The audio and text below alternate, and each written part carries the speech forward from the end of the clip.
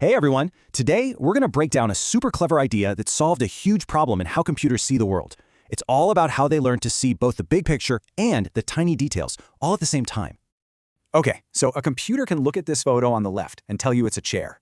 Big deal, right? That's old news. But how in the world does it get this good, where it can draw a perfect pixel-by-pixel outline of exactly where the chair is?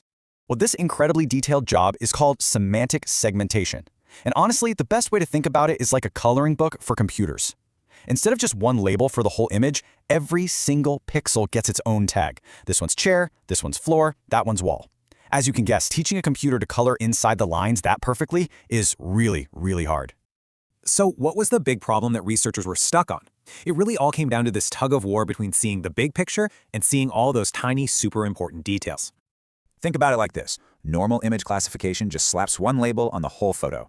Yep, that's a cat. Simple. But semantic segmentation? Oh man, it has to give a label to every single pixel. It can't just say cat. It has to know, okay, this pixel is a whisker, this one is fur, and that one way over there is a blade of grass. It's a completely different level of understanding.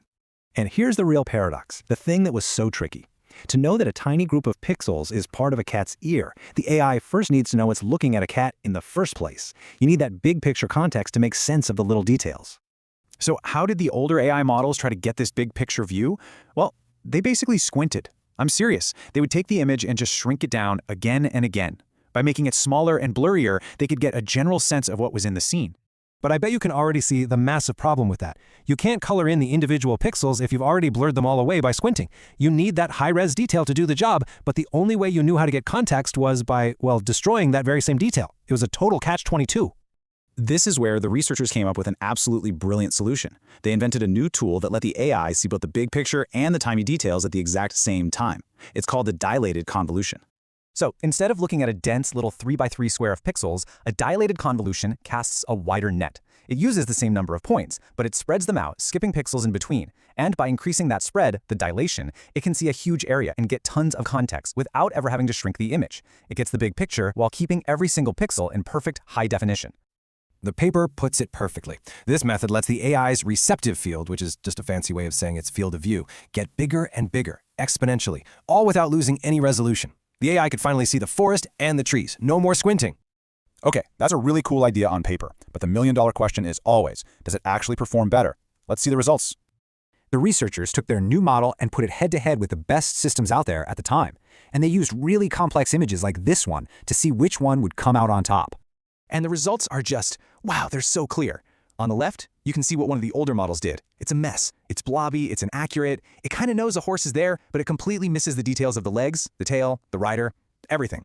But now, look at what the new model did, the one that never had to squint. The difference is just night and day.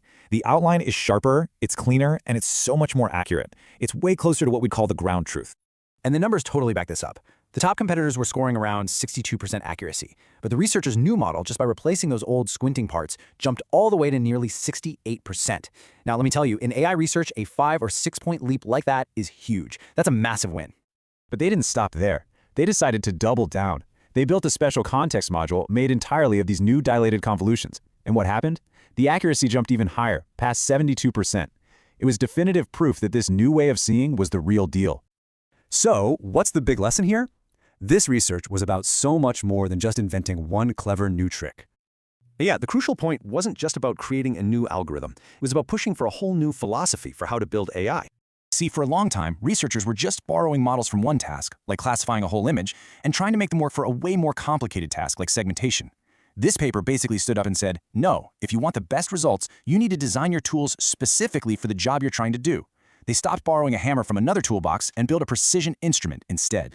This breakthrough really did change how we build AI to see the world. It paved the way for systems that understand our environment with this incredible new level of detail and context. And it leaves you with this really exciting question. Now that AI can see our world without squinting, what will it be able to understand next?